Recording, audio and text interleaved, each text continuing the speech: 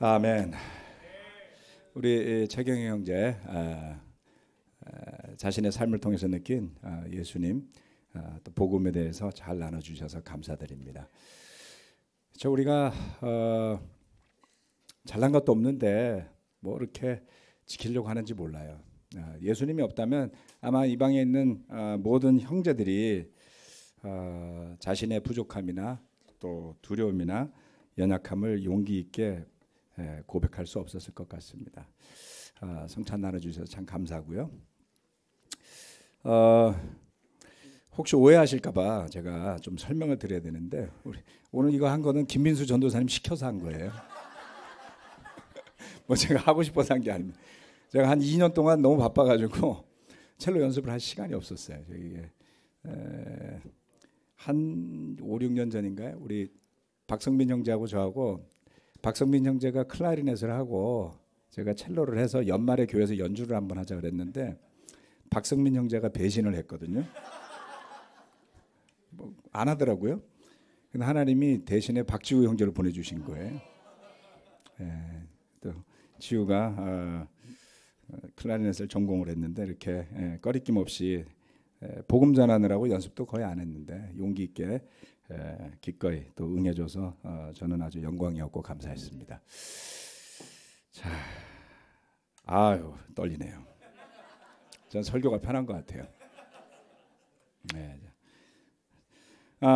오늘 우리가 이제 크리스마스 예배고 내일 모레 또 크리스마스 당일날도 다 같이 모여서 크리스마스를 축하하는 예배를 하고자 합니다. 날씨가 근데 너무 따뜻하죠. 지난 한 일주일은 뭐 미세먼지만 없었다면 봄날 같은 정말 좋은 날씨였을 것 같습니다. 연말 2018년도 연말 크리스마스 시즌 어떻게들 보내고 계신가요? 따뜻한 마음으로 즐겁게 기쁘게 보내고 계신가요? 예, 아멘. 자, 오늘 말씀을 같이 좀 보도록 하겠습니다. 예, 이것도 김민수 전도사님 시킨 거예요. 예, 크리스마스니까 PPT를 좀 바꿔라. 그래서 크리스마스 분위기로 그 칙칙한 그 성경 구약 분위기 말고. 근데 그래봤자 성경 말씀 똑같습니다. 자, 마태복음 1장 21절로 23절 말씀 같이 한번 읽도록 하겠습니다. 시작. 마리아가 아들을 낳을 것이니 너는 그 이름을 예수라고 하여라. 그가 자기 백성을 그들의 죄에서 구원하실 것이다.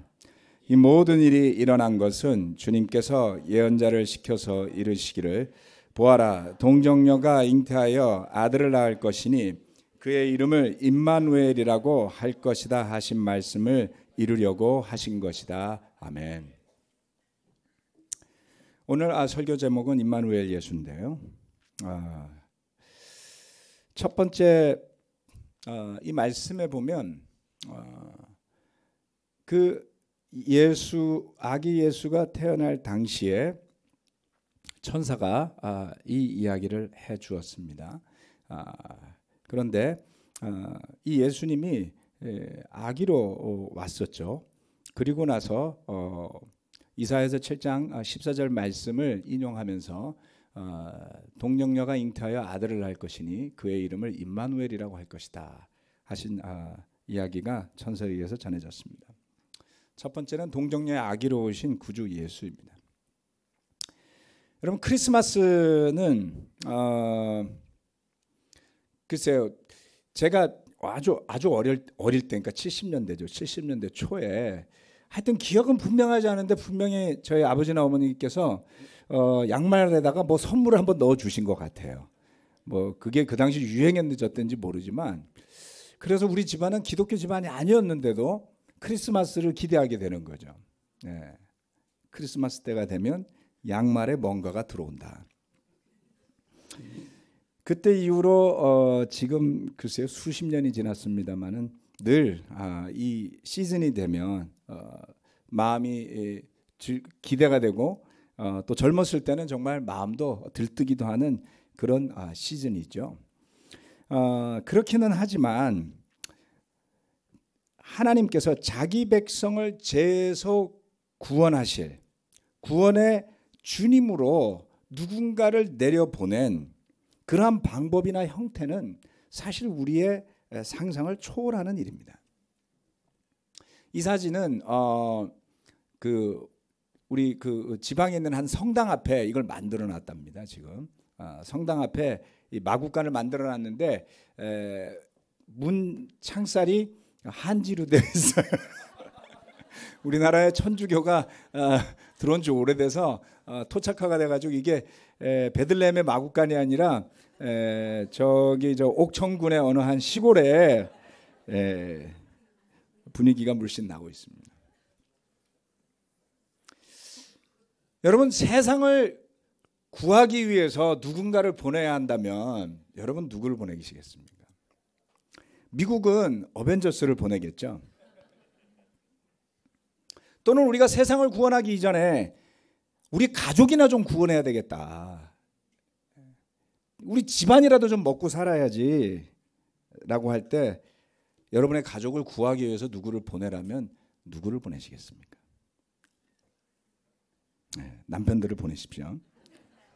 능력 있는 자매도 가끔. 위기에 처해 있는, 요즘 대한민국은 참 위기인 것 같습니다. 여러모로 기회일 수도 있고요. 이 위기에 처해 있는 대한민국을 구하기 위해서 목소리를 외치는 사람들은 누구겠습니까? 전부 다 광화문에 모여 있습니다. 어떤 사람을 진짜 우리나라를 이 경제 위기에서 또는 평화의 위기에서 구해낼 수 있을까요? 대단한 인물, 능력과 도덕성을 겸비한 지도자감, 또는 기라성 같은 정치인들이나 관료들이나 기업인들 같은 사람들이 기웃거리는 곳입니다. 그런데 우리는 들은 적도 본 적도 없는 그 유대의 작은 시골에 빵집이라는 이름의 마을이에요. 베들레헴에. 그 작은 마을에 한 아기가 태어났습니다. 그것도 처녀의 아이로 태어났습니다. 그것이 하나님의 계획이었습니다. 하나님의 구원의 계획은 인간의 눈으로 보기에는 터무니없는 곳에서, 터무니없는 때, 그리고 말도 안 되는 나라에서 이 땅에 나타납니다. 고린도전서는 이렇게 이야기하고 있습니다. 고린도전서 1장 25절 말씀은 하나님의 어리석음이 사람의 지혜보다 더 지혜롭고 하나님의 약함이 사람의 강함보다 더 강합니다. 우리가 익히 아는 성경 구절이지만 이 말씀을 좀 더 깊게 생각할 필요가 있습니다. 우리가 생각할 수 없는 구원의 방법.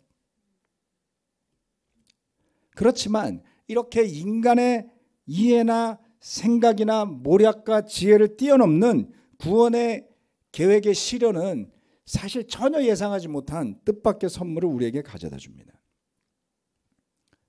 그것은 놀라운 구원의 계획과 그 구원의 이야기뿐만이 아니라 그 구원의 주님의 탄생과 관련한 아름다운 이야기들이 생겨나게 된 것이죠. 아기였기 때문입니다. 여러분, 아기를 싫어하는 사람들 있나요? 아기를 싫어하는 사람들은 글쎄요, 제대로 된 사람이라고 볼 수 없지 않을까요? 그래서 예수님이 아기로 왔기 때문에 누구를 막론하고 그 아기 예수는 싫어할 수가 없어요. 모두에게 사랑받는 하나의 심볼이 된 것이죠. 그리고 그 아기가 최상급 호텔이나 궁궐이 아니라 그 마구간의 구유에서 태어났단 말이에요. 그렇죠? 그러니 이런 뉴스거리가 있을 수가 없습니다. 산타 할아버지 이야기가 우리 자녀들의, 어린아이들의 마음을 설레게 하는 것 이상으로 우리는 그 동정녀의 아기로 태어난 예수님의 날을 기쁘게 축하할 수 있는 그런 마음과 그런 때를 구원에 더하여 덤으로 선물로 받게 된 셈입니다. 이 연말을 보내면서 감사한 일도 많을 수 있지만 여러 가지로 마음이 분주하고 바쁘고 웃을 날이 많지 않을 수도 있습니다. 나이가 들수록 그렇죠. 그런데 크리스마스를 생각하면 우울할 수가 없잖아요. 그렇지 않나요? 아기 예수님이 계시기 때문이죠. 우리 구원의 주님을 아기로 보내주신 하나님께 저는 감사하게 되었습니다. 팍팍한 우리 삶에 적어도 1년에 한 번은 용기를 내고 마음을 써서 가난한 사람들에게 도움의 손길도 내밀어 보고 또 그 아기 예수의 탄생을 축하하는 마음으로 선물도 사 보게 됩니다. 그리고 한 해 동안 있었던 일들을 감사한 마음으로 마무리하게 하는 힘도 구원의 주님으로 오셨던 이 아기 예수를 통해서 더욱 풍성하게 되는 것이죠. 람보가 아니라 아기 예수로 오신 주님을 찬양합시다. 그리고 그처럼 그 아기 예수를 통한 구원의 계획을 저와 여러분이 믿을 수 있다면 저와 여러분을 지금의 모습으로 빚어주신 주님의 계획도 믿어야 되지 않겠습니까? 제가 놀라게 되는 것은요, 대부분의 사람들이 자기 자신의 모습에 만족해하지 않는다는 거예요. 네. 정말 이쁘장한 틴 여자아이들도 자기는 못생겼대. 어떻게 그런 말을 할 수 있죠? 그때가 제일 이쁜 때잖아요. 그렇죠? 지나고 나서 후회하지 말고 틴들 잘 기억해. 피부가 그렇게 좋은 때는 두 번 다시 오지 않을까 아마. 성인이 되어서 정말 성실하게 살아가고 있는데 우리는 우리 자신의 모습을 보고 실망하기가 쉽습니다. 여러분, 주님의 계획, 저와 여러분을 지금의 모습으로 빚어준 주님의 계획도 믿으시길 바랍니다. 동정녀 아기로 오신 구주 예수, 거기에 놀라운 주님의 계획이 있었습니다. 두 번째, 하나님이 우리와 함께 하신다. 이것이 바로 임마누엘이라는 단어의 뜻입니다. 이사야 7장 14절인데요. 같이 이것도 한번 읽어보도록 할까요? 시작. 그러므로 주님께서 친히 다윗 왕실에 한 징조를 주실 것입니다. 보십시오. 처녀가 잉태하여 아들을 낳을 것이며 그가 그의 이름을 임마누엘이라고 할 것입니다. 아멘. 히브리어로 임이라는 단어는 with라는 뜻입니다. 함께라는 뜻이고요. 누라는 것은 우리라는 뜻입니다. 그래서 엘은 하나님이라는 뜻이죠. 그래서 임마누엘을 붙이면 함께하는 우리와 하나님. 그래서 영어로는 God with us 이렇게 부르게 되죠. 딱 그 단어 그대로 임마누엘이 그 단어들이 합쳐진 언어예요. 그런데 이 말은 마태복음에서 인용하게 되지만 이사야 예언자 시절에 기록되었던 글이기도 합니다. 이 이사야의 예언은 남유다의 아하스 왕 때 기록된 것인데요. 아하스 왕은 여러분이 잘 기억을 못하실 거고 우시야 왕이 유명하죠. 그렇죠? 네, 우시야. 네, 문둥병에 걸렸던 우시야 왕의 손자가 이 아하스 왕이었습니다. 그런데 이 아하스 왕이 다스리던 때에 이사야서 7장 앞에 보면 이 예언이 나오게 되는 배경이 있습니다. 하나님이 우리와 함께 하신다라는 것이 얼마나 의미 있는 것인지를 생각해 볼 수 있는 역사가 존재를 하는데요. 7장 1절로 2절 말씀을 보면 우시야의 손자요 요담의 아들인 유다 왕 아하스가 나라를 다스릴 때 시리아 왕 르신이 르말랴의 아들 이스라엘 왕 베가와 함께 예루살렘을 치려고 올라왔지만 도성을 정복할 수 없었다. 시리아 군대가 에브라임에 주둔하고 있다는 말이 다윗 왕실에 전해지자 왕의 마음과 백성의 마음이 마치 거센 바람 앞에서 요동하는 숲풀처럼 흔들렸다. 이거를 제가 고민하다가 딱 맞는 건 아닌데 이렇게 설명드릴 테니까 머리에 잘 들어오실 겁니다. 북이스라엘은 북한이라고 생각하시면 돼요. 그 다음에 시리아는 중국이에요. 한번 생각을 해보세요. 중국과 북한이 손잡고 우리나라를 쳐들어온 거예요. 사실 6.25가 그랬죠. 러시아의 지원을 받아서 소련의 지원을 받아서 북한이 우리를 쳐들어왔을 때 속수무책으로 당하잖아요. 그래서 정말 거센 바람 앞에서 요동하는 숲풀처럼 이 남유다가 힘도 없고 국민 수도 적은데 왕과 백성의 마음이 거센 바람 앞에서 요동하는 수풀처럼 흔들렸다 그랬습니다. 여러분, 바람에 흔들리는 거센 바람 앞에 풀 보셨나요? 아무 힘이 없죠. 그렇죠? 사람이 그 정도로 마음이 흔들렸다라는 것이죠. 가련한 모습이었습니다. 그런데 이 아하스는 어떤 왕이었냐면 남유다 왕들이 여러 사람이 있습니다만 10몇 대가 흐르는데요. 그 중에 악한 왕이 몇 사람이 있어요. 아주 대표격인 사람도 있고 그 밑에도 있고 그 밑에도 있고 그 밑에도 있는데 이 아하스가 그 와중에 아주 악한 왕 중에 한 사람이었습니다. 네. 잠시만요. 말씀이 한 구절이 빠졌네요. 네. 이건 내가 그냥 읽어드리려고 했던 거군요. 괜찮습니다. 이 아하스가 왕이 되었을 때 그는 20살이었는데요. 주님께서 보시기에 올바른 일을 하지 않았다라고 역대하 28장이 이야기하고 있습니다. 오히려 그는 이스라엘의 왕들이 걸어간 길을 걸었고 심지어 바알 신상들을 부어 만들기까지 하였다. 흰놈의 아들 골짜기에서 분향을 하고 자기 아들을 불에 태워 제물로 바쳤다. 이것은 주님께서 이스라엘 자손이 보는 앞에서 쫓아내신 이방 민족들의 역겨운 풍속을 본받는 행위였다. 그는 정말 몇 안 되는 남유다의 악한 왕 중에 한 명이었습니다. 마땅히 배워야 할 좋은 롤 모델이 있는데도 불구하고 그러한 조상의 모습을 따르는 대신에 자신의 지혜, 자신의 지략 그리고 그것을 의지하면서 적국의 타락한 왕들의 모습을 따랐습니다. 심지어는 바알 신상을 만들기까지 했습니다. 우리는 이런 구절을 보면 때로는 분노하게 되죠. 어떻게 그럴 수가 있었을까? 그럴 수 있습니다. 왜요? 이웃 나라들은 강성해 보이는데 자기는 힘이 없어 보여요. 살아계신 우리와 함께 하시는 하나님을 느낄 수가 없습니다.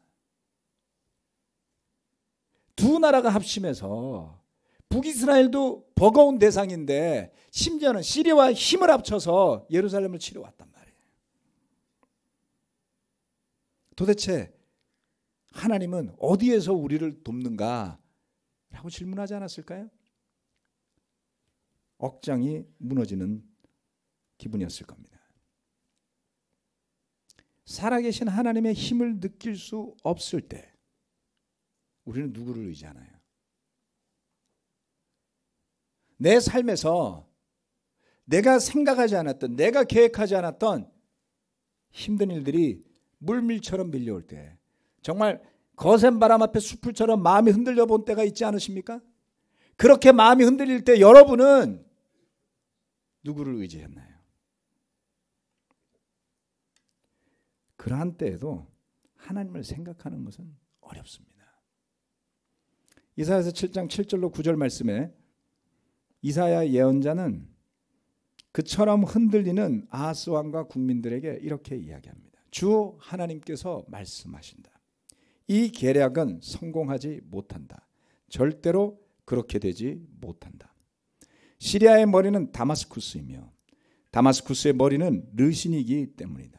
에브라임은 65년 안에 망하고 뿔뿔이 흩어져서 다시는 한 민족이 되지 못할 것이다. 에브라임의 머리는 사마리아이고 사마리아의 머리는 고자케야 르말리아의 아들이다. 너희가 믿음 안에 굳게 서지 못한다면 너희는 절대로 굳게 서지 못한다.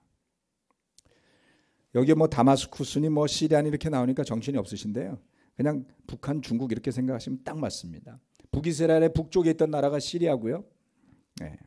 그 시리아의 수도가 다마스쿠스입니다. 그 다마스쿠스에 우두머리로 있었던 사람이 르신 왕이었습니다. 에브라임은 북이스라엘 안에 한 부족이었습니다. 그런데 이사야 예언자의 이야기에 의하면 65년 안에 그들은 뿔뿔이 흩어져서 다시는 한 민족이 되지 못할 거라고 이야기를 했어요. 믿어지나요? 6.25가 막 발발했을 때 전혀 생각하지 못한 데서 탱크로 몰고 와서 수많은 사람들이 죽고 끌려가고 학살당하고 그리고 밀려서 부산까지 내려왔어요. 과연 그 시절에 누가 이런 예언을 한다면 믿겠습니까? 걱정하지 말아라.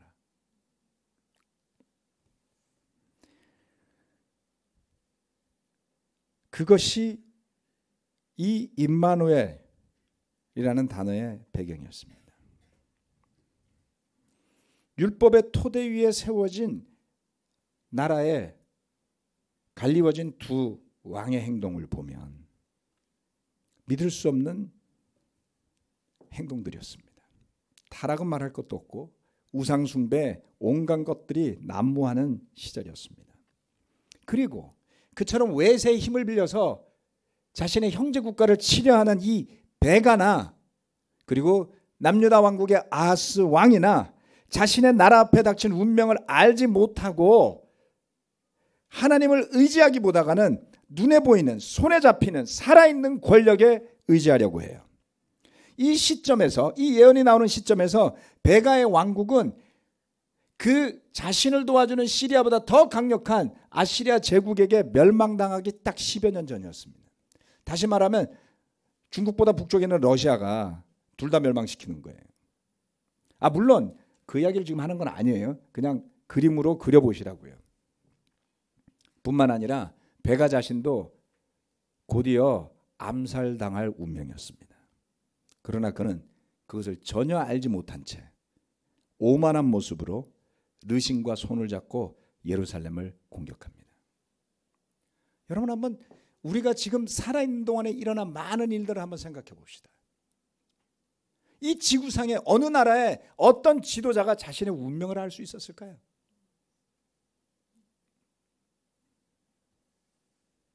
어떤 나라가 자신의 운명을 알고 있었을까요? 21세기에 이 대한민국을 둘러싼 나라들의 운명을 생각해 봅시다. 과연 누가 알 수 있을까요? 참 평안하기 어려운 시대입니다. 안타깝게도 우리 대한민국을 둘러싼 나라들이 복음에 대해서 프렌들리한 나라가 없어요. 중국은 지하교회를 찾아내고 폭파시키고 추방시킵니다. 우리의 민족인 북한은 기독교 핍박 정도가 아니라 아예 나라라고 말할 수도 없는 21세기에 지구 전체에서도 찾아볼 수 없는 기형적인 독재 국가입니다. 그 나라를 핵에 의지해서 유지하려 하고 있습니다. 그나마 민주주의, 같은 민주주의, 물론 조금 다르겠지만 같은 자유시장 경제 원리를 가지고 있는 일본이라는 나라와는 트라우마가 걸려있는 나라예요. 끊임없이 이런저런 내용으로 서로를 괴롭히는 이웃들만 있습니다. 여러분 생각해 보셔야지 됩니다. 핵이 나라를 지켜줄까요? 구소련이 핵이 없어서 해체된 것이 아닙니다. 대만의 장개석 군대가 없어서 대만으로 쫓겨간 것이 아닙니다. 우리 인간은 진정으로 역사를 움직이는 힘이 무엇이고 누구인지를 알지 못해요. 그런데 이사야는 분명하게 불신앙에 빠진 아하스 왕에게 이야기합니다. 운명도 알지 못하면서 나대는 왕들과 나라들을 두려워하지 마십시오. 여러분 제가 거대한 이야기들을 했어요. 중국이니 북한이니 러시아니 거기에 비하면 우리 개개인은 정말 너무나 작은 존재들 아닌가요?